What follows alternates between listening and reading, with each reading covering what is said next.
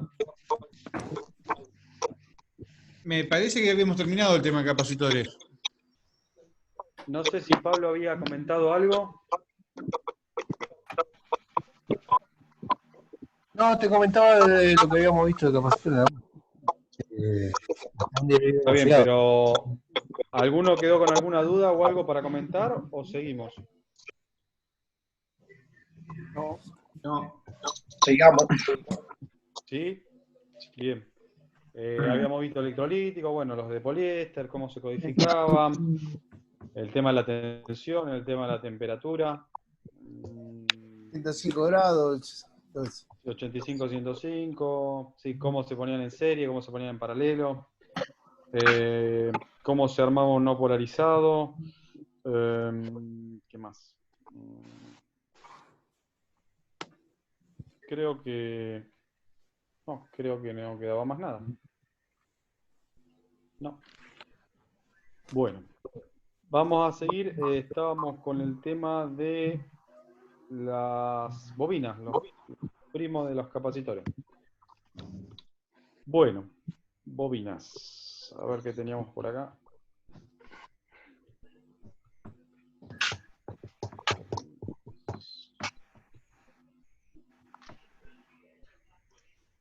¿Cómo van con Rubén? ¿Bien?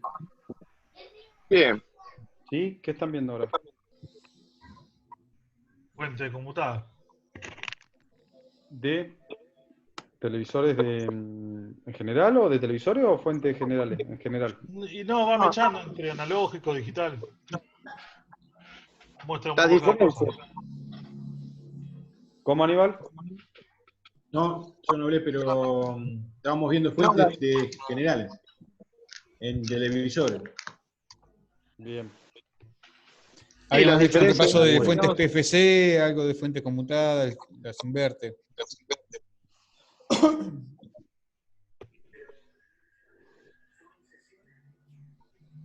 Bueno.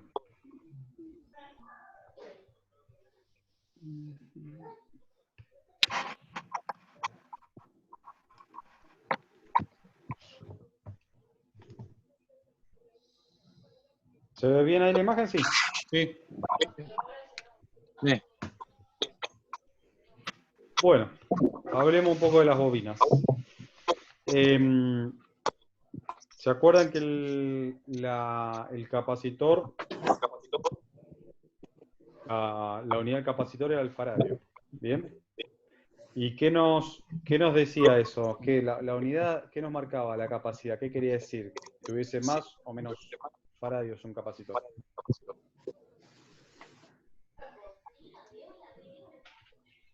¿Qué es la diferencia? Un capacitor de 10 micro con unos 100 micro. ¿Cuál es la diferencia? ¿Tiene mala carga? ¿Tamaño? ¿Cómo? ¿Los tamaños puede ser, no?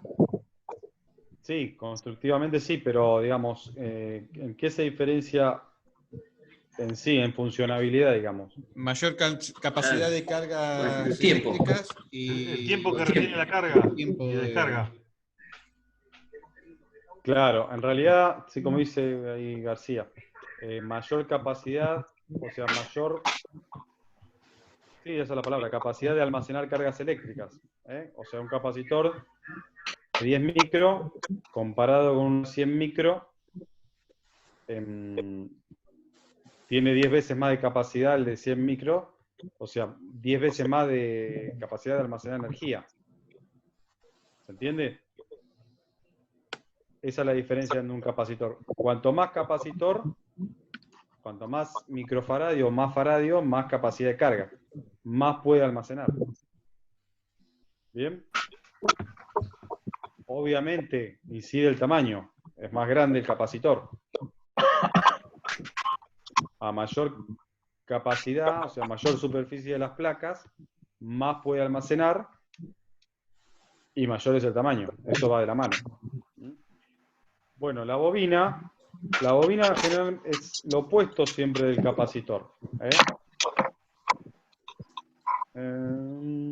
A ver, escucho ahí unos ruidos de fondo, los voy a silenciar, muchachos, y cualquier cosa habilitan. levantamos la mano, cualquier cosa. Sí, o habilitan, no, directamente me cortan, habilitan el micrófono y listo. Bueno. Para que no... Sí, yo también estoy escuchando interferencia. Por eso, sí, las escucho y se les va a complicar a alguno por ahí. Bueno, directamente corto el micrófono y me paro, no hay problema. Bueno, volvamos al tema de la bobina. ¿Qué es una bobina? Es un alambre enrollado, básicamente es eso. Es un alambre, un conductor enrollado en forma de espira.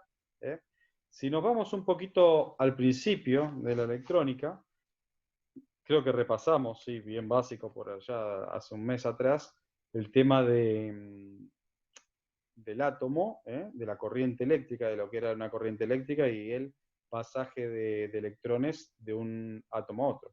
Bien, yo no sé si les comenté en su momento, calculo que sí, pero si no lo comento ahora, para que se establezca una corriente eléctrica necesitábamos un voltaje que empuje a esos electrones. Bien, esos electrones de la órbita de valencia que van saltando de un átomo a otro por un material conductor, lo que hacen muy insignificantemente, o sea, casi que digamos que no sirve para nada, pero lo que hacen, además de traspasarse de un átomo a otro, es en el choque generar un minúsculo campo magnético.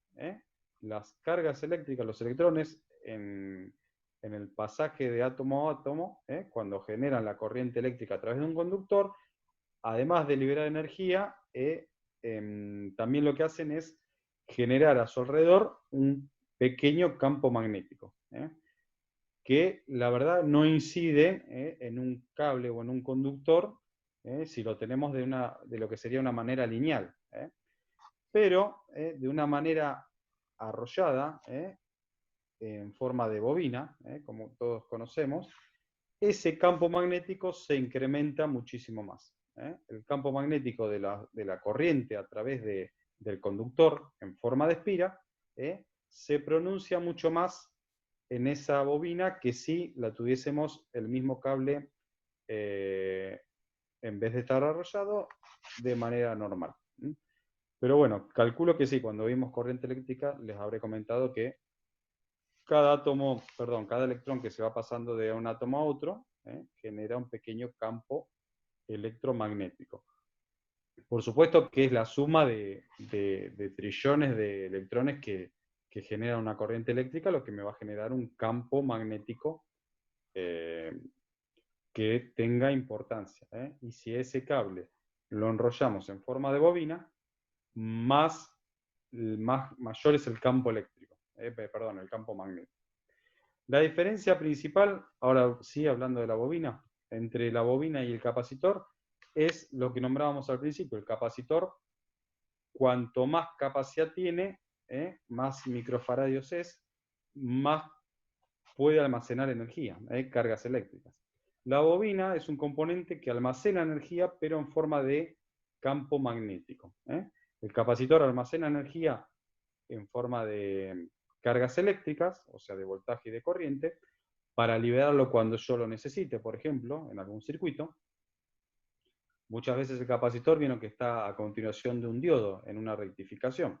Bien, el capacitor lo que hace en ese momento es, en el filtrado, cuando el diodo no conduce, que está en inversa, en la rectificación, lo que me alimenta a mí la carga de energía, me carga mi consumo, es esa corriente y esa tensión que queda almacenada en el capacitor, hasta que vuelve a trabajar el diodo y me vuelve a cargar el capacitor. Pero en ese instante en que el diodo no trabaja, lo que me abastece a mí de corriente y de tensión, o sea, de carga eléctrica a mi consumo, es el capacitor. ¿Bien? Justamente porque tiene esa propiedad de almacenar cargas eléctricas en sus placas. La bobina tiene la capacidad de almacenar energía, pero no de manera de carga eléctrica, sino de campo magnético. Justamente por esa propiedad de que cuando circula corriente por un conductor, genera campos magnéticos. Si nosotros lo enrollamos ese conductor y le damos forma de bobina en espiral, ese campo magnético se incrementa. ¿De qué va a depender el campo magnético que me genere la bobina? De la inductancia. Como lo que almacena el capacitor depende de su capacitancia o de su capacidad, en la bobina lo que me va a decir qué tan grande es mi campo magnético es la inductancia de la bobina. Acá tenemos una definición abajo de inductancia, factor de proporcionalidad de una bobina, que nos indica cuánto se opondrá la corriente inducida a la que recorre la bobina. Factor de proporcionalidad de una bobina que nos indica cuánto se opondrá la corriente inducida a la que recorre la bobina. Vamos a ver cómo es el tema ese de la corriente inducida y todo el tema en la bobina. Para empezar les digo que la inductancia tiene su unidad y es el henrio, como en la capacidad es el faradio, en la inductancia es el henrio. Pero, al igual que en los capacitores, el henrio y el faradio son las unidades, pero son muy grandes. Una bobina de un henrio es... Ups, me puso cartelito de 40 minutos. Bueno, si se corta ya saben, reiniciamos como siempre. Entramos por el mismo link. Hasta ahí se escucha bien, todo claro, pulgar arriba. Perfecto. Bien, buenísimo. No se corta nada. Se escucha mejor que hoy. Perfecto, sí. Reinicié el router y le puse directamente cable de red a la notebook, así que calculo que ya con eso solucionado el tema. Bien. Bueno, volvamos acá. El henrio es muy grande. La unidad de henrio, una bobina de un henrio, es como un capacitor de un faradio, es gigante. Bien, entonces se utilizan los submúltiplos, que ya todos conocemos, los milihenrios, los microhenrios. Eso es lo que se utiliza como unidad en una bobina. Hoy en día vienen algunos multímetros que tienen esa función de medir la inductancia de la bobina, y si no viene un aparato que se llama inductómetro, que lo que hace es medir la inductancia de la bobina. Bueno, a ver, vamos a ver un poco esto de corriente inducida y todo el rollo que tiene la bobina. Básicamente, para que lo entiendan, la inductancia es la capacidad que tiene la bobina de generar un campo magnético. Hablándolo, digamos, de manera que lo entendamos todo, cuanto mayor inductancia tenga la bobina, más grande va a ser el campo magnético que me genere. Bien, ese es el tema en la bobina. Bueno, como les dije al principio, cuando yo hago circular una corriente por una bobina, se me va a generar un campo magnético. ¿Se acuerdan que si hacemos a la inversa, si nosotros agarramos una bobina y le movemos un imán de manera constante, ¿se acuerdan que en los extremos aparecía voltaje? Eso creo que lo vimos al principio.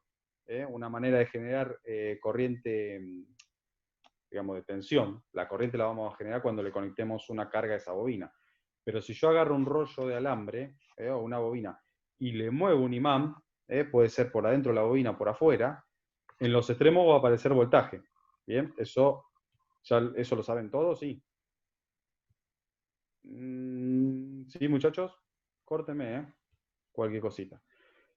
Eso es, digamos, la principal manera de generar corriente eléctrica. Nosotros movemos un imán en una bobina fija, movemos un imán, o viceversa. Puede ser el imán que esté fijo y se mueve la bobina, y en los extremos, como por arte de magia, que ese es el gran descubrimiento de Faraday, como por arte de magia, en los extremos aparece el voltaje, o la diferencia potencial. ¿Cuándo me va a aparecer corriente? Cuando yo en los extremos de esa bobina cierre el circuito y le conecte una carga. ¿Bien? Bueno, de manera inversa, cuando yo hago circular una corriente por la bobina, ahora no estoy yo moviendo un imán sobre la bobina, sino que no estoy moviendo un imán sobre una bobina para que me aparezca voltaje en los extremos, sino que yo ahora estoy haciendo lo contrario. Yo le estoy haciendo circular una corriente yo a la bobina. ¿Bien? O sea, no estoy usando magnetismo para obtener energía eléctrica, sino que al contrario, estoy usando energía eléctrica para obtener magnetismo. Cuando yo le hago circular, acá está representado, por ejemplo, una fuente de alterna, cuando yo le hago circular una corriente eléctrica a una bobina, lo que me genera justamente es un campo magnético en esa bobina. Es el efecto inverso de que cuando nosotros pasamos un imán por una bobina que aparece tensión, bueno, acá Hacemos circular corriente y me aparece un campo magnético en las espiras de la bobina. ¿Bien? Como yo les comenté que aparecía un campo magnético en un conductor, en un pedazo de cable largo, aparece un campo magnético muy minúsculo que no nos sirve para nada, pero aparece. Es más, alguno debe haber visto esos videos donde se hace circular una corriente eléctrica por un cable y abajo se le pone un imán livianito y el imán o la aguja se mueve. Eso demuestra que cuando circula corriente por un cable, aunque no esté enrollado en forma de bobina, el imán de abajo se mueve. Eso quiere decir que se contrarresta el campo magnético del imán con el campo magnético que se genera en el cable conductor. Volviendo al tema de la bobina. Cuando nosotros hacemos circular una corriente por una bobina, que es un conductor enrollado, lo que se genera es justamente un campo magnético mayor a que si estuviese sin enrollar. ¿Bien? Ese campo magnético, acá lo marca con color rosa, corriente primaria, y viene a ser esta corriente de color de flecha roja, ¿bien? Me genera el campo magnético que me lo marca acá con azul, ¿bien? Ese campo magnético, lo que me genera esa corriente que está circulando, hace que, ¿qué pasa? Se me genere como si fuese otro campo magnético más, que me genera una corriente que se llama corriente inducida. Esta corriente inducida, que aparece acá, es de polaridad opuesta a la corriente que yo le estoy inyectando a la bobina. Es como que aparece una corriente opuesta a la que yo le genero. ¿Bien? Que es esta que aparece acá, con verde, que dice corriente inducida, que se opone a la primaria. ¿Bien? Esta es la corriente inducida en la bobina. Viene a ser lo que sería la fuerza contraelectromotriz. ¿Bien? Cuando yo muevo un imán sobre una bobina, me aparece en los extremos voltaje. Ese voltaje es la fuerza electromotriz, voltaje, tensión o diferencia potencial, llámenlo como quieran. Pero si yo hago al revés, yo le hago circular corriente a la bobina, me aparece un campo magnético sobre ella. Y además se genera una corriente de polaridad opuesta a la que me está circulando, que genera lo que se llama la fuerza contraelectromotriz, que es, a veces suele ser de mayor nivel que el que le estoy aplicando. Eso es lo que se aprovecha, que lo vamos a ver más adelante, en esos modelitos que estábamos viendo la clase pasada, en los step down y step up. Bueno, generalmente en el step up, el módulo ese que me incrementa el voltaje, lo que se aprovecha justamente es eso, es la capacidad que tiene la bobina de generar un campo magnético de polaridad opuesta al que se genera cuando yo le hago circular una corriente. Bien, hay un video muy interesante que está muy bueno, que creo que yo lo suelo pasar, después se los voy a mandar al WhatsApp, que es un experimento sencillito que está en YouTube, que es con una batería de 9 volt, creo que es, no me acuerdo si es una batería o un transformador, creo que es una batería, de 9 volt, un pulsador y una lamparita de neón. Y una lamparita de neón. ¿Vieron esas de neón que se usan en las planchas? El piloto de la plancha, por ejemplo. Bueno, ese videito está muy interesante porque explica, vos lográs entender lo que es la fuerza contraelectromotriz. Es un circuito serie donde vos tenés una pila, después se los paso el video, pero básicamente lo que explica es el siguiente principio. Es la pila, el switch, o sea, una llave en serie, y un piloto de neón, si mal no recuerdo. Entonces lo que muestra es que cuando yo conecto esa pila al neón y cierro el switch, el neón, que trabaja con tensiones de 80, 90, 100 volt, no prende, obviamente, porque le estoy conectando una batería de 9 volt, o de 9 volt o de 12 volt, no me acuerdo. Perdón, y me olvidé la bobina, la batería, el switch y la bobina. Eso es lo que estamos estudiando justamente. y nos muestra que cuando nosotros el switch lo cerramos, obviamente no se va a alimentar, no va a prender el neón. ¿Por qué? Porque no, la tensión de la pila no me llega a alimentar a ese neón. Pero cuando yo apago el switch, o sea, desconecto el circuito, la fuerza contraelectromotriz que se me genera en la bobina hace que el neón prenda. ¿Bien? No sé si se entiende el concepto, pero después lo vamos después les paso el video, está muy interesante, porque justamente se demuestra cómo prende el neón cuando no circula corriente por la bobina. ¿Bien? Y cuando no circula corriente por la bobina, es esa fuerza contraelectromotriz que cae, digamos, ese campo magnético que se generó con esta corriente inducida que está acá, que se la voy a marcar, a ver si... Esta que dice acá, corriente inducida, que